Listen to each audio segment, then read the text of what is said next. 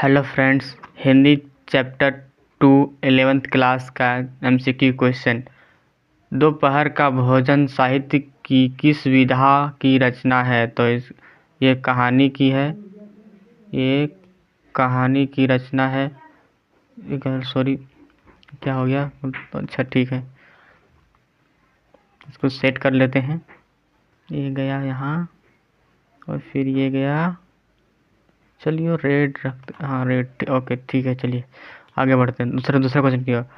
दोपहर का भोजन कहानी की कौन सा पात्र गरीब के एहसास को मुखर नहीं होने देता है और उसकी आँच से अपने परिवार को बचाए रखता है? तो ये था सिद्धेश्वरी। इसका राइट आंसर सिद्धेश्वरी। सिद्धेश्वरी का मंझला लड़का मोहन किसका प्राइवेट इम्तिहान देने का तैयारी कर रहा था? तो इसका राइट आंसर हो जाएगा high school. Right answer high school. ठीक है। चौथा क्वेश्चन। दोपहर का भोजन कहानी की मुख्य पात्र सिद्धेश्वरी के छोटे लड़के का नाम क्या था? तो इसका छोटे लड़के का नाम प्रमोद था। क्या था? प्रमोद। सिद्धेश्वरी हाय राम कहकर जमीन पर क्यों लेट गई? पेट दर्द के कारण, अधिक थकान के कारण, खाली पेट पानी कलेजे में लगने के कारण? तो इसका राइट आंसर यही हो जाएगा, 5 का सी। अब छठा क्वेश्चन। घर में मुखियों का भिनभिनाना पंक्ति से घर की कैसी अवस्था संकेत मिलता है? तो इसका राइट आंसर हो जाएगा दरिद्रता। क्या हो जाएगा? दरिद्रता। सातवां क्वेश्चन। दोपहर का भोजन के लेखक कौन है? दोपहर का भोजन का लेखक कौन है? इसका हो जाएगा राइट आंसर अमरकांत।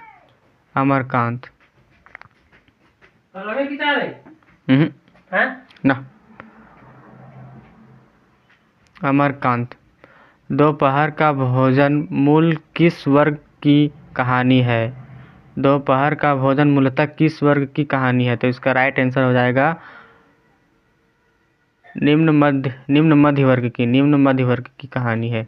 सॉरी, इसको भी चेंज कर लेते हैं कलर।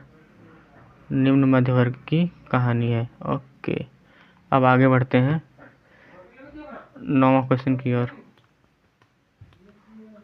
9वां क्वेश्चन। सिद्धेश्वरी का बड़ा लड़का रामचंद्र स्थानीय दैनिक समाचार पत्र में क्या काम सीख रहा था? तो इसका हो जाएगा प्रूफ रीडिंग। 10वां क्वेश्चन। दोपहर का भोजन कहानी की मुख्य पात्र सिद्धेश्वरी के पिता का नाम क्या था? मुंशी चंद्रिका प्रसाद। राइट आंसर इसका ये हो जाएगा 10 का ए, मुंशी चंद्रिका प्रसाद। 11वां क्वेश्चन।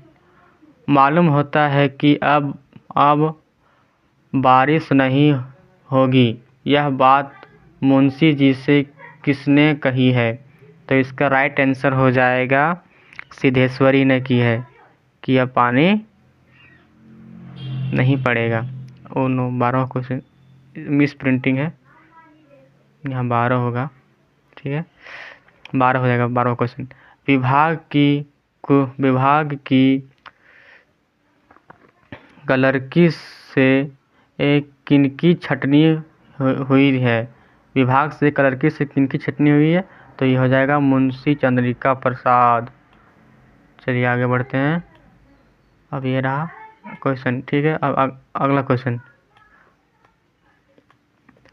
प्रस्तुत गद्यांश किस पर आधारित है? प्रस्तुत गद्यांश किस पर आधारित है?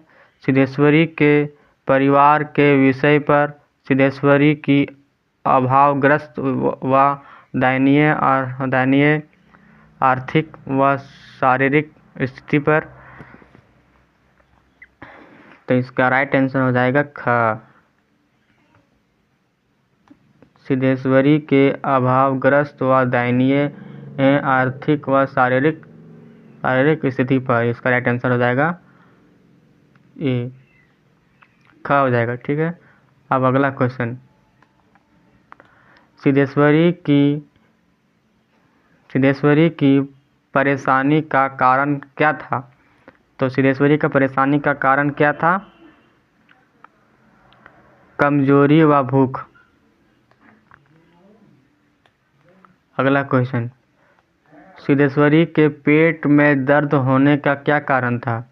खाना खाने के तुरंत बाद पानी पीना।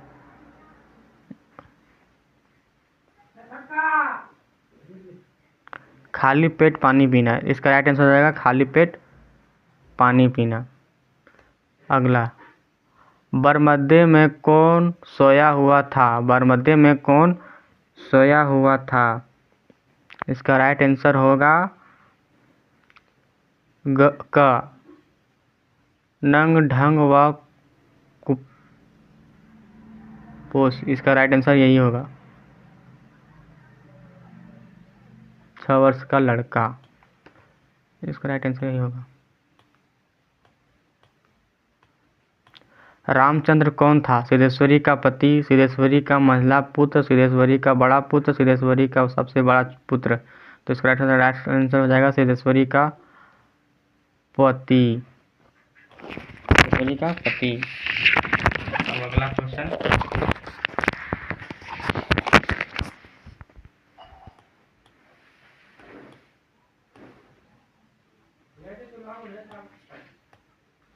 सिद्धेश्वरी अपने पुत्र का हाल चाल पूछने की हिम्मत क्यों नहीं कर सकी?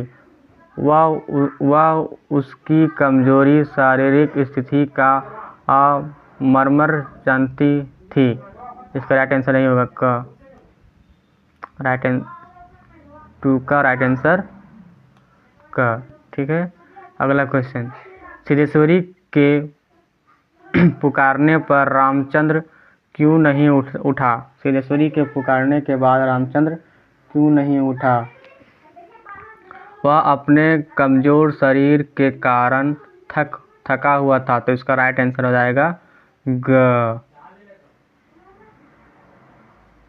अब अगला क्वेश्चन की ओर।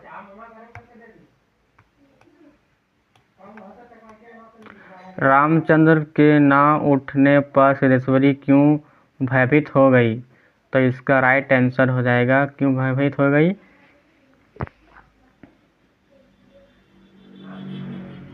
कहीं उसकी मृत्यु तो नहीं हो गई। इसका राइट आंसर हो जाएगा ख। अगला क्वेश्चन। सिद्धेश्वरी किस बात से घबरा रही थी? सिद्धेश्वरी किस बात से घबरा रही थी? अपने झूठ बोलने के कारण। अपने झूठ बोलने के कारण घबरा रही थी सिद्धेश्वरी। अगला क्वेश्चन। सिद्धेश्वरी द्वारा झूठी बातें बनाने का क्या कारण था? सिद्धेश्वरी द्वारा झूठी बातें बनाने का क्या कारण था? तो इसका राइट आंसर था वह परिवार की एकजुटता बनाए रखना चाहती थी। तो इसका राइट आंसर हो जाएगा ख। अगला क्वेश्चन। किसी जमाने का महात्मा जान पड़ता है। सिद्धेश्वरी ने यह कथन किसके लिए कहा? किसी जमाने का महात्मा जान पड़ता है। सिद्धेश्वरी ने यह कथन किसके लिए कहा? तो ये कथन किसके लिए कहा था? अपने बड़े पुत्र रामचंद्र के लिए। इसका राइट आंसर घ होगा। अगला क्वेश्चन की ओर बढ़ते। नो, शुरू की इसको हटा देते हैं। अगला क्वेश्चन। सिद्धेश्वरी के अनुसार रामचंद्र किस बात को सहन नहीं कर सकता? सिद्धेश्वरी के अनुसार रामचंद्र किस बात को सहन नहीं कर सकता? तो इसका राइट आंसर हो जाएगा क, कि उसके छोटे भाई प्रमोद को कुछ हो जाए।